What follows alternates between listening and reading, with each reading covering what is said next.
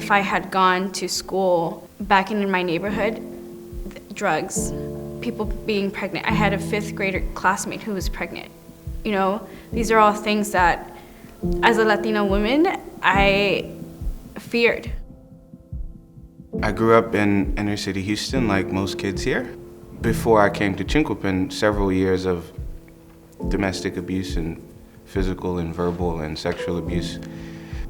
A lot of sadness and madness and anger and depression on my part, which contributed quite a bit to my academic performance. I think that in the public, in the elementary, I think they just gave me what they could. I honestly think I would have dropped out or just done the minimum to just graduate. Living in these communities is just full of risks. The educational quality just is not there in the inner city schools.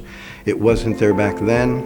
It certainly, from my experience, is not there today. And so Chinquapin continues to be a light. And I remember thinking, this is a school? That people go here? Like, this is something these are houses. It felt nurturing. It felt like home. I felt happy, I felt safe every day coming here.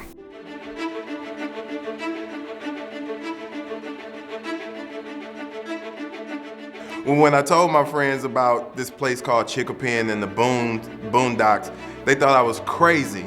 They thought I was crazy as hell. To even think about coming out here, what is it? You're telling me you stay on campus, we'll be seeing you on the weekends only? From the moment I heard about Chinquapin, I was like, I must go there. Chinquapin and the people here really helped to bring out in me, like that young girl that was confident and outgoing. Right away, I observed that the relationship with the teacher was very different. I really liked that it was small. I was becoming a little bit of an introvert, and so I thought that this would be a good place for me, a good fit, because I felt more comfortable being myself and being my nerdy self. I come here and I'm immediately immersed in a curriculum that I felt was more challenging and unique. Like, it was, I remember learning about Greek mythology for like a week in the summer session that wasn't even like addressed at all in public schools. Within that was this individuality, because the classes are so small. The teachers are asking you specifically, what do you think? And that's unique.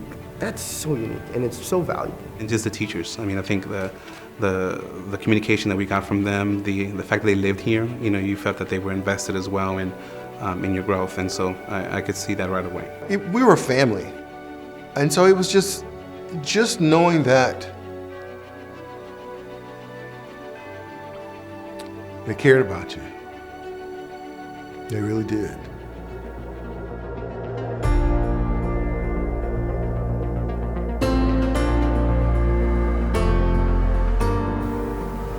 We weren't entitled to anything. There's trash on that floor, you pick it up because this is your school. If something is broken, you go report it because this is your school. When I come on campus, this is my school. I see it as part of me. At Chinquapin, we were taught to be good citizens, and that the impact you have on your environment is the most important thing you'll do or you'll contribute to society, whether it's negative or positive. That drive to be better is always there, and I credit that to Chinquapin. Quid pro quo has been engraved in me since I was in 6th grade. They were giving me the high education I would have never gotten in my poor background, and I was giving back with simple chores or crew, cleaning in the cafeteria. But now it's more like giving back to my overall community. I want to give back to the community that's offered me by being in the medical field. Once I got to college, I was surprised at how prepared I was. I actually wrote all my teachers back and said, thank you for overworking me all those years because this feels like a breeze. It's really tough to like narrow your lesson from Chinquapin into like one view, because it was a lifetime for us. And it left a lifetime of values that we want to instill in our kids and other people around us. If you would say there's a defining moment for me here at Chinquapin, I think it'd be in February of my senior year. My dad had a really bad accident. He was the main one who brought in income to our family. I knew his business, I knew how to price, I knew how to work, and I more importantly, knew how to lead like people who were almost double my age, you know. And Chinquapin was just there with me the whole time. There was a lot of times when my classmates came and they filled up my refrigerator with groceries, or Chinquapin raised a certain amount of money for my family to alleviate that pressure. I was working from 7 to 7, you know, trying to provide for my family, and I get like phone calls from teachers, hey, you have a biology test to do. That's right, I do need to do that. I do need to come back on campus, and I have work to do. I still have to finish school. Chinquapin allowed me to graduate from high school. I became the first in my family to graduate to pass 6th grade.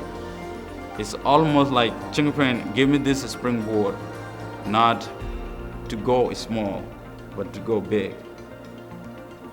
And so.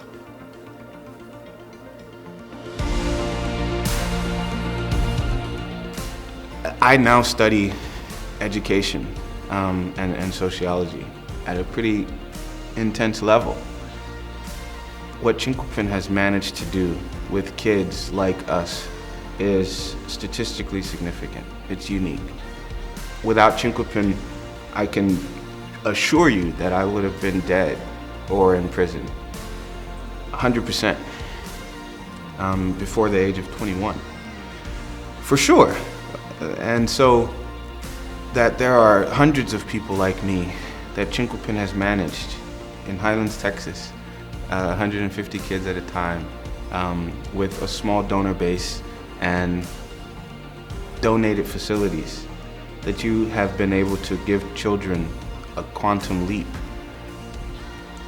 It isn't something that is common, and I think the world needs to know that and see that, and we should all collectively figure out how to pay it forward and to make it available to more kids, not just in Highlands, not just in Houston, throughout the world. Coming to Chinquapin has made a lot of impact in my life, of who I am today, of what I do professionally. It's everything.